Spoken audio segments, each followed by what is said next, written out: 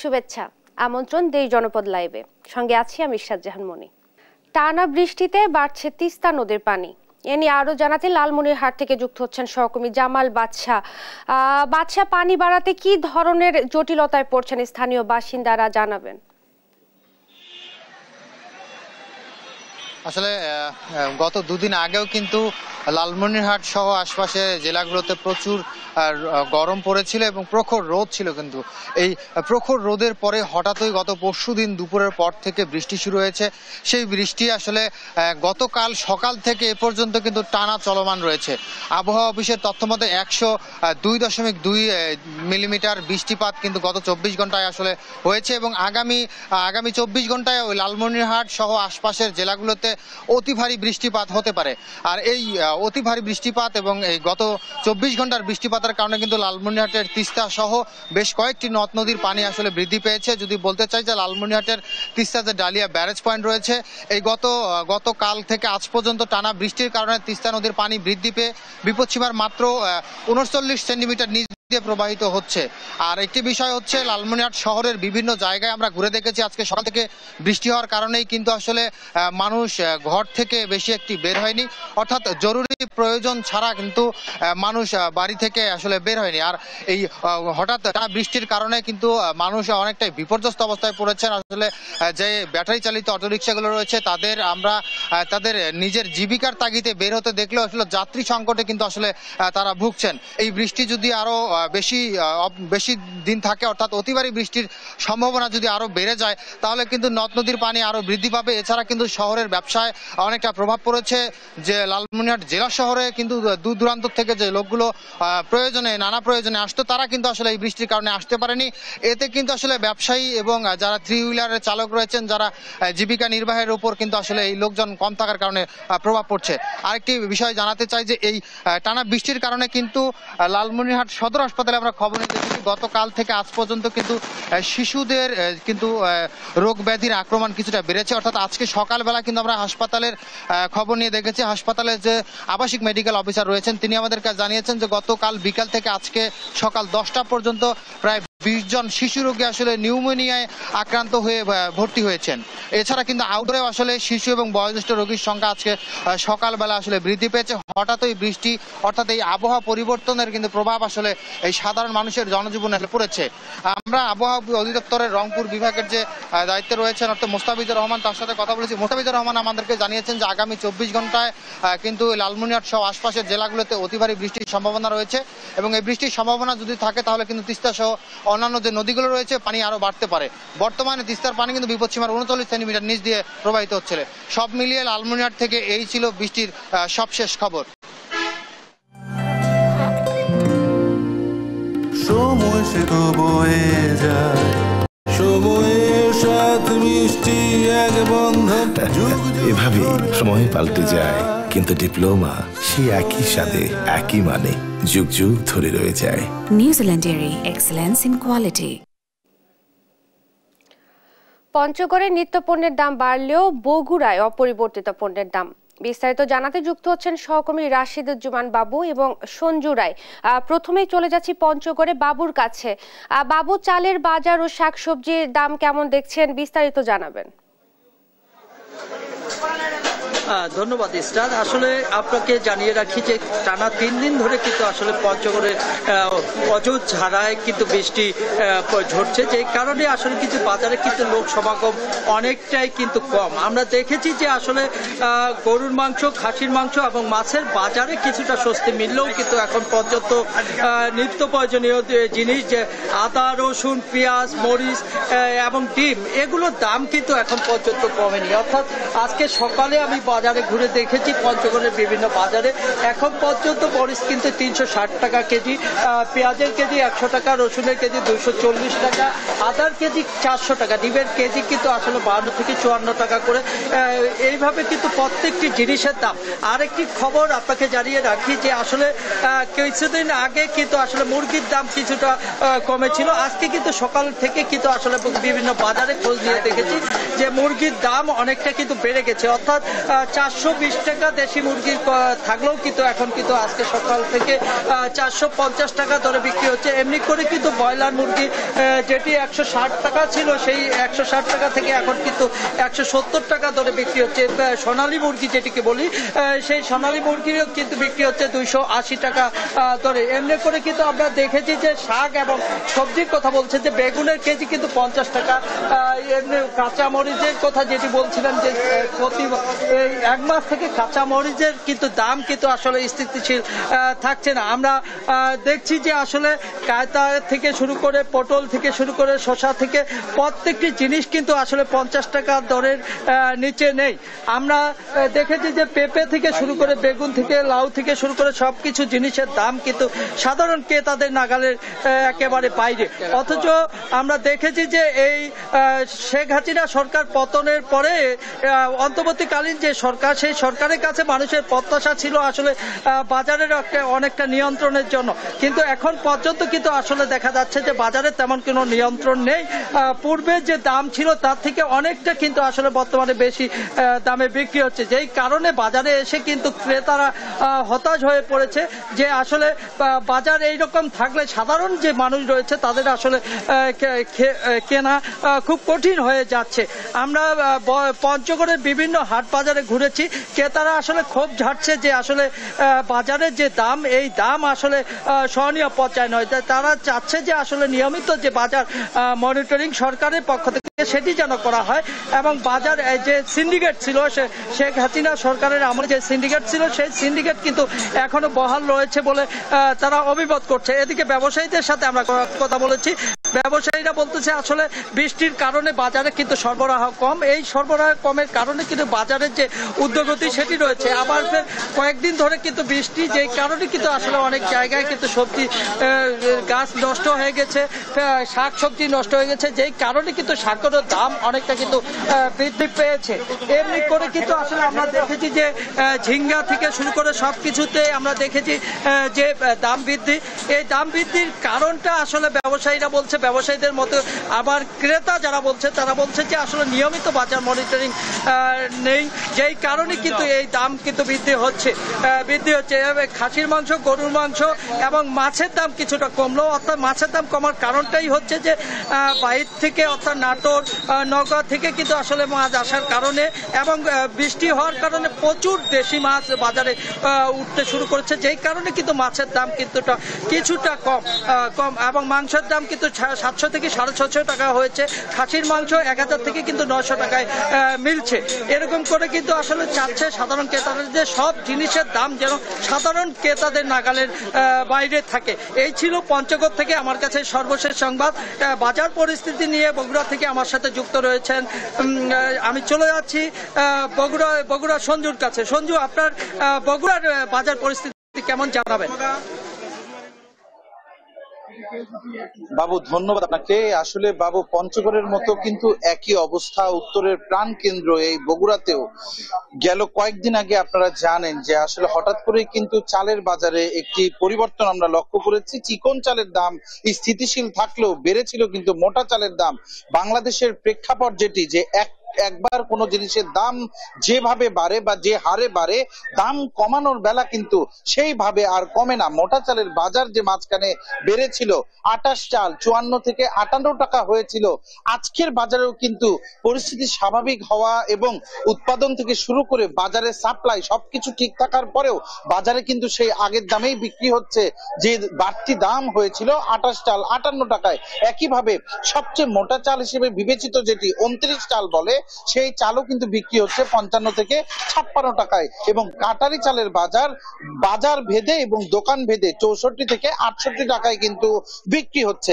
ব্যবসায়ীরা যেটি বলছে যে চালের কিন্তু তাদের সরবরাহে কোনো ঘাটতি নেই, মিলগুলো থেকে তারা পর্যাপ্ত চাল পাচ্ছে এবং এখন পর্যন্ত চালের সরবরাহে কিন্তু বিন্দু মাত্র কোনো ঘাটতি তারা লক্ষ্য করেনি। যেটুকু দাম বাড়ছে বা এই মৌসুমে শুরু থেকে যে চালের বাজার বাড়তি ছিল ব্যবসায়ীরা কিন্তু বেশি দামে ধান কিনেছে। ধানের বাজার বেশি থাকার কারণে এবার কিন্তু শুরু থেকেই চালের বাজারটাও বাড়তি ছিল। সাধারণ মানুষ যেটি বলছে, অন্তর্বর্তীকালীন সরকার প্রতিটি ক্ষেত্রে সরকারের বিভিন্ন দপ্তরে সংস্কারের কাজ চলছে, কিন্তু এখন পর্যন্ত তারা কেন বাজার নিয়ন্ত্রণে ভূমিকা রাখতে পারছে না। আগের যে সিন্ডিকেট গুলো ছিল সেই সিন্ডিকেট গুলো কিন্তু আজও সক্রিয় রয়েছে। সাধারণ মানুষের শুধু একটি কথা যে বাংলাদেশে কোন সরকার থাকলো এইটা তাদের কাছে মুখ্য বিষয় না। তাদের মুখ্য বিষয় তারা যেন আয়ের সাথে সামঞ্জস্য তাদের পরিবারের মুখে খাবার তুলে দিতে পারে, তারা যেন আগের মতো আবারও ব্যাগ ভর্তি বাজার করতে পারে এবং পরিবারের যে চাহিদাগুলো আছে সেই চাহিদাগুলো পূরণ করতে পারে। ঈশাদ, এই বাজারগুলোতে গেল কয়েকদিন আপনি জানেন যে বগুড়ায় কিন্তু মুষলধারে বৃষ্টি হয়েছে। এই বৃষ্টি হলে কিন্তু কাঁচা শাকসবজির একটা আমদানিতে কিন্তু প্রভাব পড়ে। এই যে একই অবস্থা কিন্তু হয়েছে এবারও। গেল কয়েকদিনের বৃষ্টিতে উত্তরের যে সবচেয়ে বড় হাট মহাস্থান হাট, সেখানেও কিন্তু সবজির সরবরাহ কিছুটা কম, যে কারণে কাঁচা শাকসবজির দাম কিন্তু হঠাৎ করে আবার বেড়েছে। তবে স্থিতিশীল রয়েছে আলুর দাম।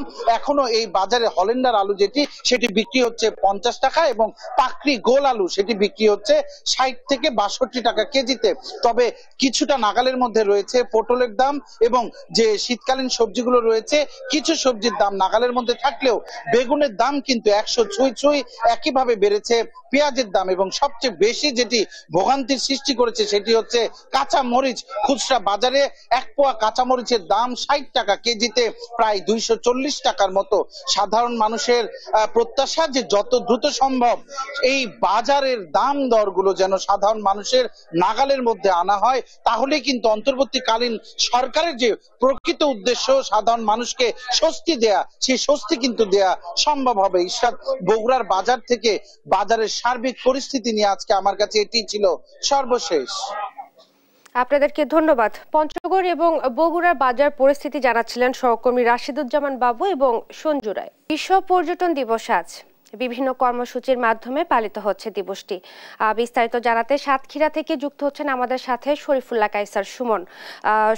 সুমন, আপনার কাছে জানতে চাচ্ছি যে পর্যটন খাতে কি ধরনের পরিবর্তন প্রত্যাশা করছেন বিশেষজ্ঞরা?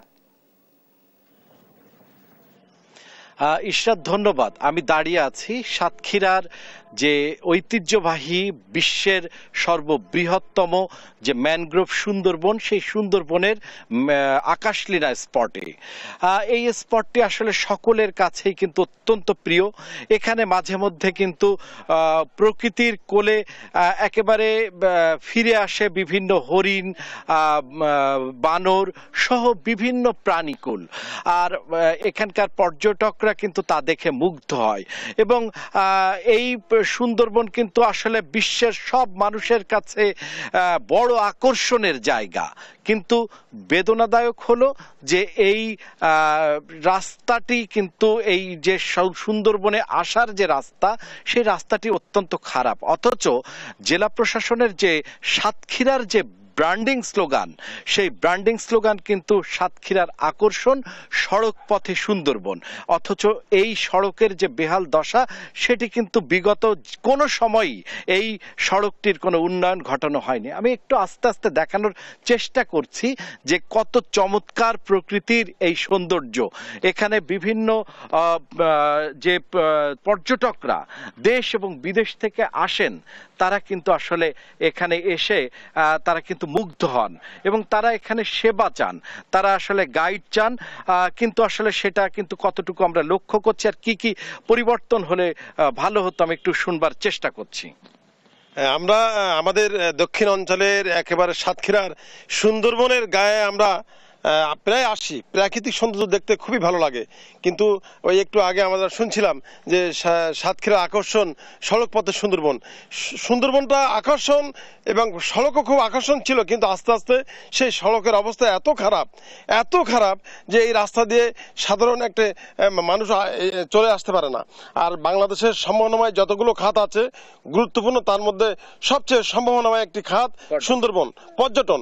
এই পর্যটন সম্ভাবনাময় খাতকে বাঁচিয়ে রাখার জন্য সরকারের অনেক পরিকল্পনা করা দরকার।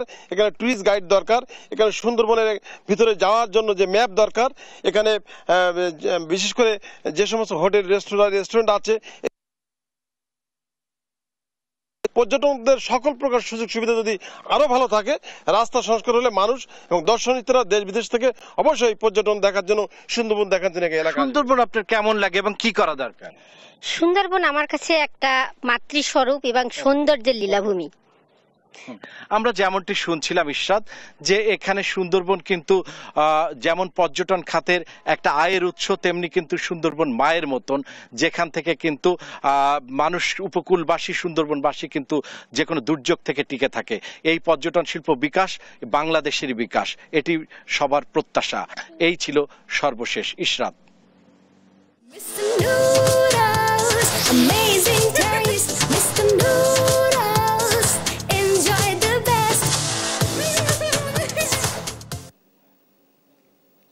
বিশ্ব পর্যটন দিবস আজ, এই ব্যাপারে বিস্তারিত জানাতে কক্সবাজার থেকে যুক্ত হচ্ছেন আমাদের সাথে সৌরভ দেব। সৌরভ, আমরা জানতে পেরেছি যে বিভিন্ন কর্মসূচির মাধ্যমে দিবসটি পালন করা হচ্ছে, তো এই ব্যাপারে বিস্তারিত জানাবেন।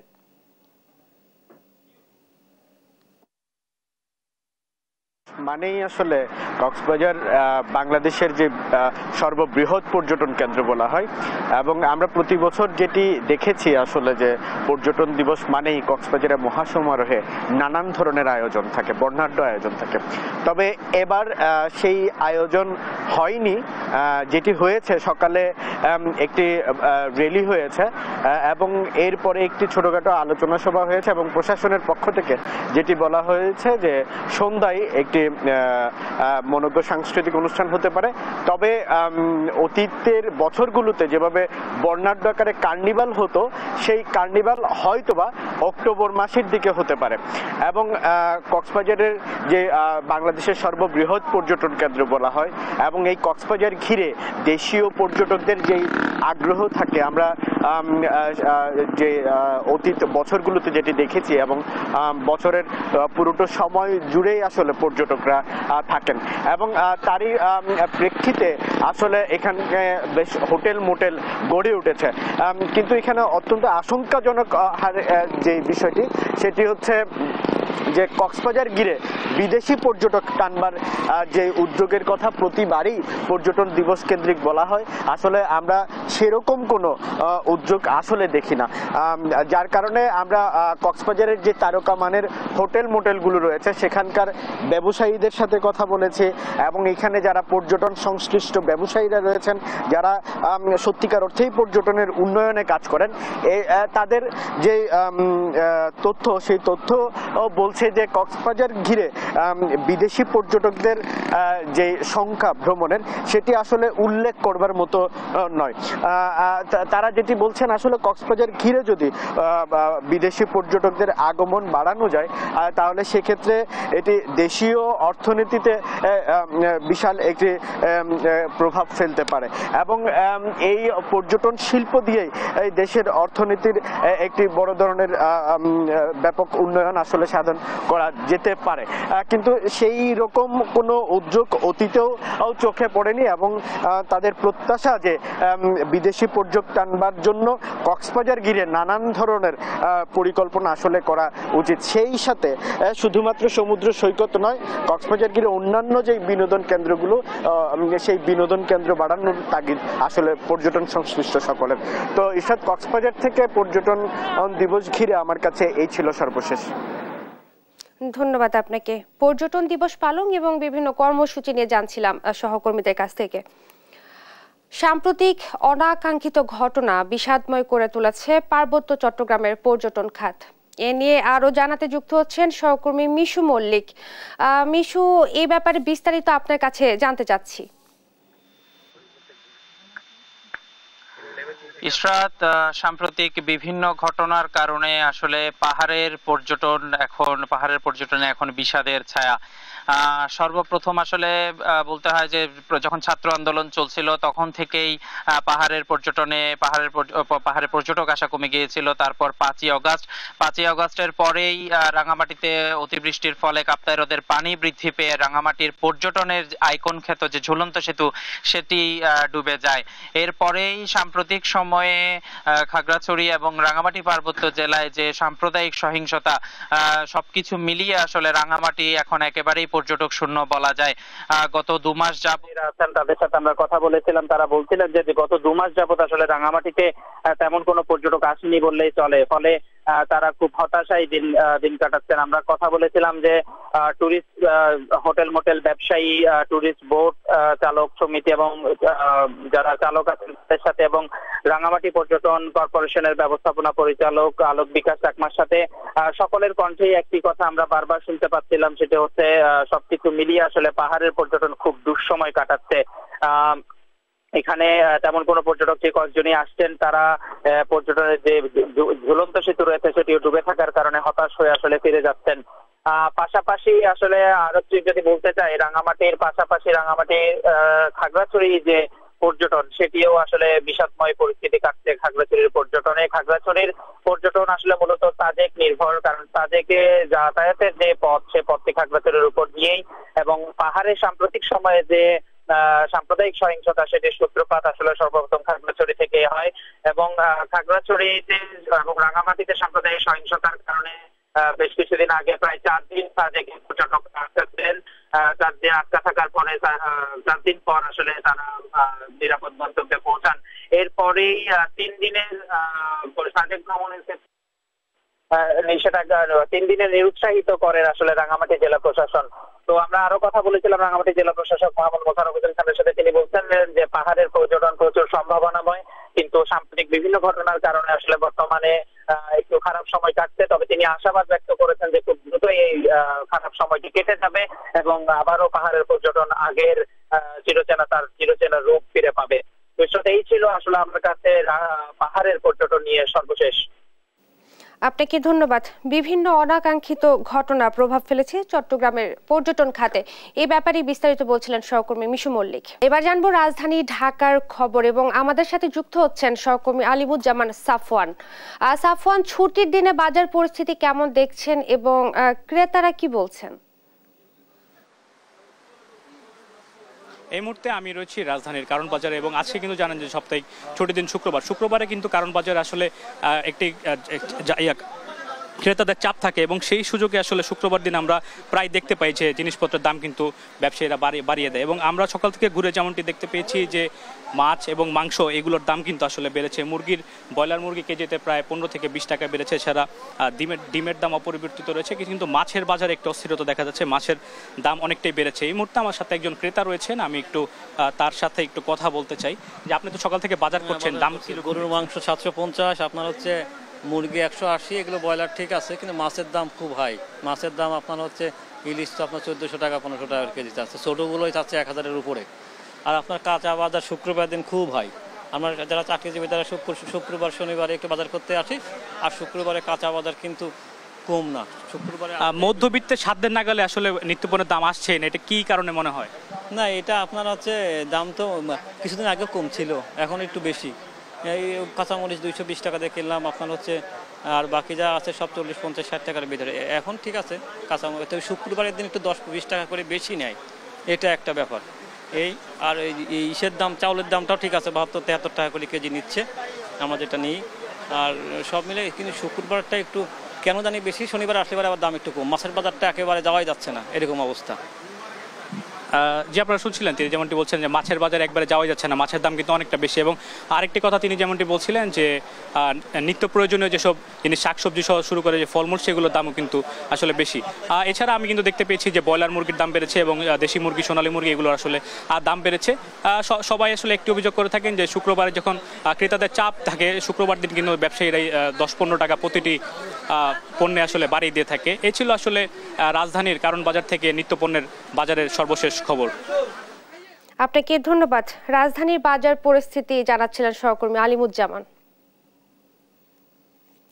রংপুরে বেড়েছে ডেঙ্গুর প্রকোপ, এ নিয়ে আরো জানাতে সরাসরি যুক্ত হচ্ছেন সহকর্মী রফিকুল ইসলাম। রফিকুল, ডেঙ্গু আক্রান্ত রোগীর সংখ্যা কেমন দেখছেন এবং প্রতিরোধে কি ধরনের ব্যবস্থা নেওয়া হচ্ছে? আপনাকে জানিয়ে রাখি যে রংপুরে হঠাৎ করে এবছর আশঙ্কাজনক হারে কিন্তু ডেঙ্গু রোগীর সংখ্যা বাড়ছে।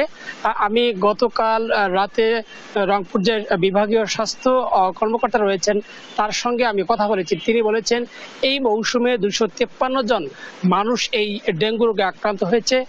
সব থেকে ভয়ঙ্কর অবস্থা হচ্ছে কুড়িগ্রাম জেলায়, সেখানে কিন্তু সব থেকে বেশি আক্রান্ত মানুষজন, এরপরেই নীলফামারী, তারপরেই রংপুরের অবস্থান রয়েছে। যেহেতু দিনে দিনে এই ডেঙ্গু রোগীর সংখ্যা বাড়ছে, সে কারণে কিন্তু সাধারণ মানুষের মধ্যে কিন্তু ডেঙ্গু যে ভীতি সেটি বেড়ে যাচ্ছে। একই সঙ্গে আমি যদি আরেকটি তথ্য দিয়ে রাখি যে এই বিভাগে রংপুর যে বিভাগ 8টি জেলা রয়েছে, সেই 8টি জেলায় 253 জন মানুষ এবছর ডেঙ্গু রোগে আক্রান্ত হয়েছে। এর মধ্যে 193 জন ছাড়পত্র নিয়েছেন এবং বাকি যারা আছেন তারা কিন্তু রংপুর বিভাগের বিভিন্ন হাসপাতালে তারা চিকিৎসাধীন রয়েছেন, এমনটি জানিয়েছেন। আরেকটি আশঙ্কার বিষয় হচ্ছে যে যেহেতু রংপুর বিভাগে এই ডেঙ্গুর প্রকোপটা বেড়ে যাচ্ছে, সেই ক্ষেত্রে কিন্তু যে মশা নিধনের যে ওষুধ প্রয়োগ করা হচ্ছে সেটি একেবারে অপ্রতুল্য।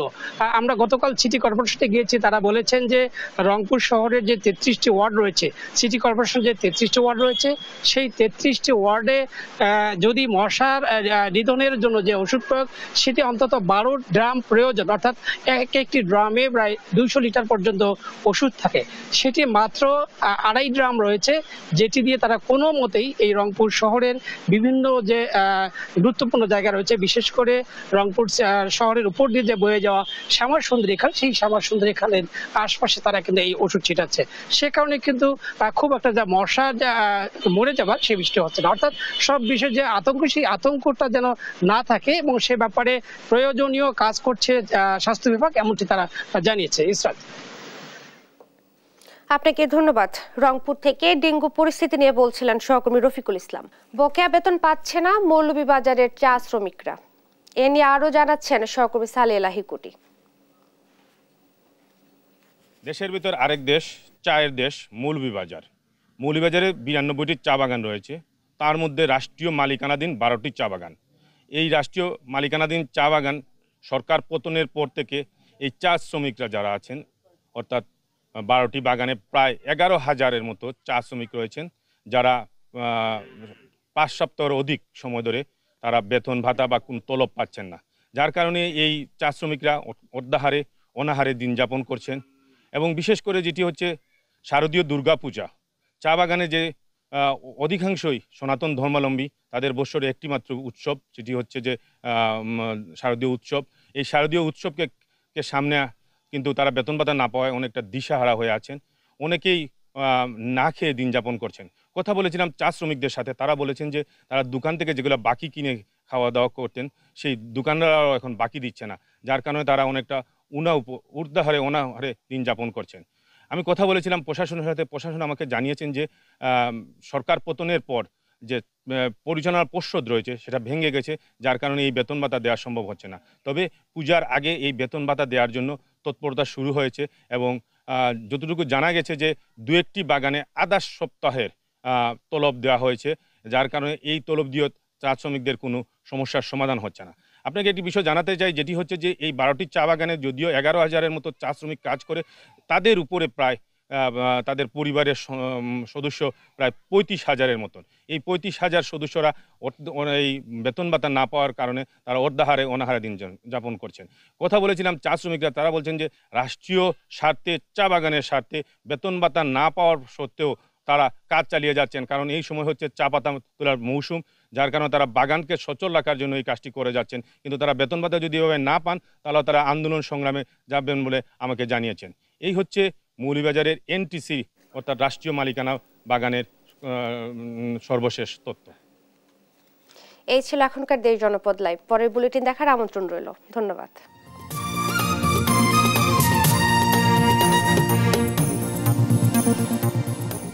বকেয়া বেতন পাচ্ছে না মৌলভীবাজারের চা শ্রমিকরা, এ নিয়ে আরো জানাচ্ছেন সহকর্মী সালে এলাহি কুটি। দেশের ভিতর আরেক দেশ, চায়ের দেশ মৌলভীবাজার। মৌলভীবাজারে 92টি চা বাগান রয়েছে, তার মধ্যে রাষ্ট্রীয় মালিকানাধীন 12টি চা বাগান। এই রাষ্ট্রীয় মালিকানাধীন চা বাগান সরকার পতনের পর থেকে এই চা শ্রমিকরা যারা আছেন, অর্থাৎ 12টি বাগানে প্রায় 11,000-এর মতো চা শ্রমিক রয়েছেন, যারা 5 সপ্তাহের অধিক সময় ধরে তারা বেতন ভাতা বা কোন তলব পাচ্ছেন না, যার কারণে এই চা শ্রমিকরা অর্ধাহারে অনাহারে দিন যাপন করছেন।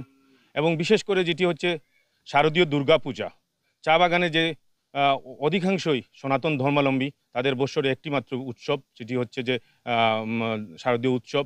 এই শারদীয় উৎসবকে সামনে কিন্তু তারা বেতন ভাতা না পাওয়ায় অনেকটা দিশাহারা হয়ে আছেন, অনেকেই না খেয়ে দিন যাপন করছেন। কথা বলেছিলাম চা শ্রমিকদের সাথে, তারা বলেছেন যে তারা দোকান থেকে যেগুলো বাকি কিনে খাওয়া দাওয়া করতেন সেই দোকানদাররাও এখন বাকি দিচ্ছে না, যার কারণে তারা অনেকটা ঊর্ধ্বহারে অনাহারে দিন যাপন করছেন।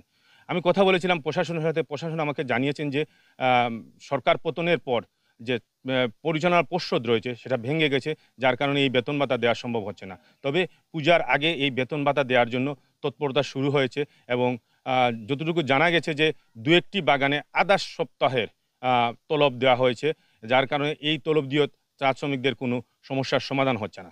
আপনাকে একটি বিষয় জানাতে চাই, যেটি হচ্ছে যে এই 12টি চা বাগানে যদিও 11,000-এর মতো চা শ্রমিক কাজ করে, তাদের উপরে প্রায় তাদের পরিবারের সদস্য প্রায় 35,000-এর মতন। এই 35,000 সদস্যরা এই বেতন ভাতা না পাওয়ার কারণে তারা অর্ধাহারে অনাহারে দিন যাপন করছেন। কথা বলেছিলাম চা শ্রমিকরা, তারা বলছেন যে রাষ্ট্রীয় স্বার্থে, চা বাগানের স্বার্থে বেতন ভাতা না পাওয়ার সত্ত্বেও তারা কাজ চালিয়ে যাচ্ছেন, কারণ এই সময় হচ্ছে চা পাতা তোলার মৌসুম, যার কারণে তারা বাগানকে সচল রাখার জন্য এই কাজটি করে যাচ্ছেন। কিন্তু তারা বেতন ভাতা যদি এভাবে না পান তাহলে তারা আন্দোলন সংগ্রামে যাবেন বলে আমাকে জানিয়েছেন। এই হচ্ছে মৌলভীবাজারের এনটিসি অর্থাৎ রাষ্ট্রীয় মালিকানা বাগানের সর্বশেষ তথ্য।